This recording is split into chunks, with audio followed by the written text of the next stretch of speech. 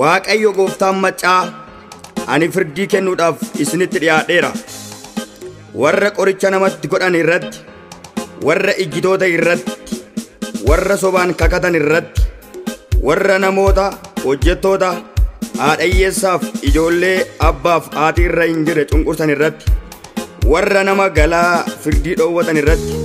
warra ana hin sodaanne irrattis dafee dhugaa nan ba'a jedha. Macaafa Milkiyaas raajichaa boqonnaa 3 lakkoofsa 5.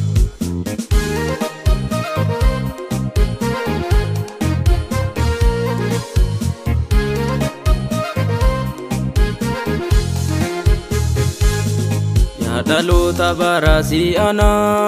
maaliyoo waaqayyoon sodaanne kottamee gara isaa ilaala abboommii isaa sana yaadanne maal abdanne tataa jirra guyyaan kunoo guyyaa dhumaati kottamee galaa qopheeffannaa gooftaan akka tasaa dhufaati maal eeggachuuf tataa jirra guyyaan kunoo guyyaa dhumaati daddafnee galaa qopheeffannaa gooftaan akka tasaa dhufaati kottaa maaloo markaba sookannaa gaafa rakkoo keessatti baaqannaa kottaa maaloo markaba sookannaa gaafa yaaddoo keessatti baaqannaa kottaa maaloo markaba sookannaa gaafa rakkoo keessatti baaqannaa kottaa maaloo markaba sookannaa gaafa yaaddoo keessatti baaqannaa.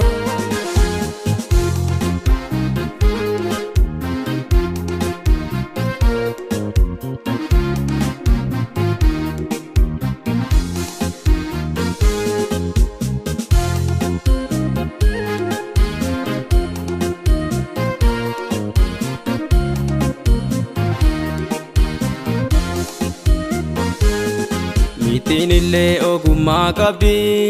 nyaata gannaa boona tullatti osoo beelli hamaan hin dhufin daddaftee walitti guurratti nutoo maaliif dhibaatana ogummaa maaliif nutti irrata osoo abdii jiraataa qabnu garaan keenya maaliif birrata nutoo maaliif dadhabaatana amantii maaliif nutti irrata osoo abdii jiraataa qabnu garaan keenya maaliif birrata.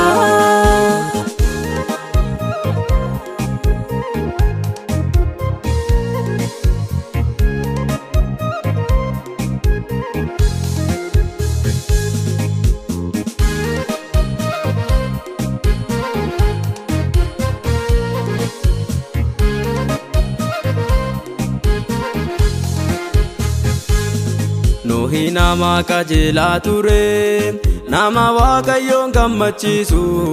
dhugaarratti hundaa'ee jiraate dubbii sobaa kan gaatachiisu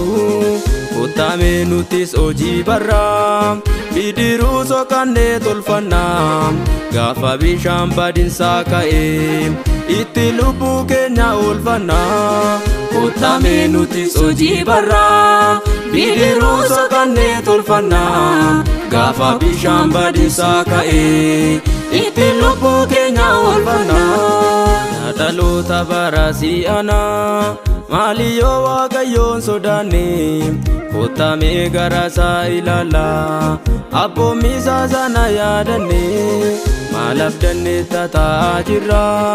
guyyaan kunoo guyyaa dhumaati kottamee galaa qopheeffannaa gooftaan akka tasaa dhufaati maal eeggachuuf tataa jirra guyyaan kunoo guyyaa dhumaati daddafnee galaa qopheeffannaa gooftaan akka tasaa dhufaati kottaa maaloo markaba sookannaa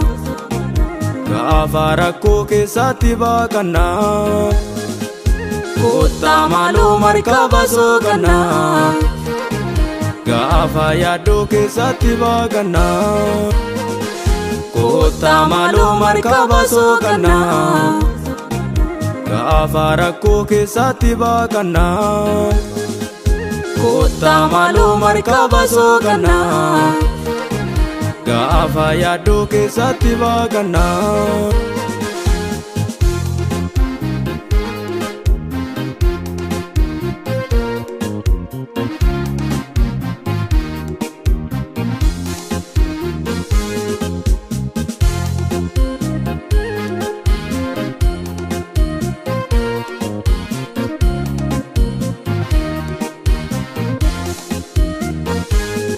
Dammaqaa yaadaloota nanaa asiyaateera guyyaan firdii gingilchaan qophaa'eetu jira kan adda baasu callaaf girdii dhufaatii gooftaa Yesuus kana irraanfannee maaliif teteenya kottamee uffata miiccannaa haa qophoofnu hundumti keenya. Dammaqaa yaadaloota nanaa asiyaateera guyyaan firdii gingilchaan qophaa'eetu jira kan adda baasu callaaf girdii dhufaatii gooftaa Yesuus kana irraanfannee maaliif teteenya kottamee uffata miiccannaa haa qophoofnu hundumti keenya. Haa qophoofnu hundumti keenya haa qophoofnu hundumti keenya haa qophoofnu hundumti keenya haa qophoofnu hundumti keenya. Qophoofnu hundumti keenya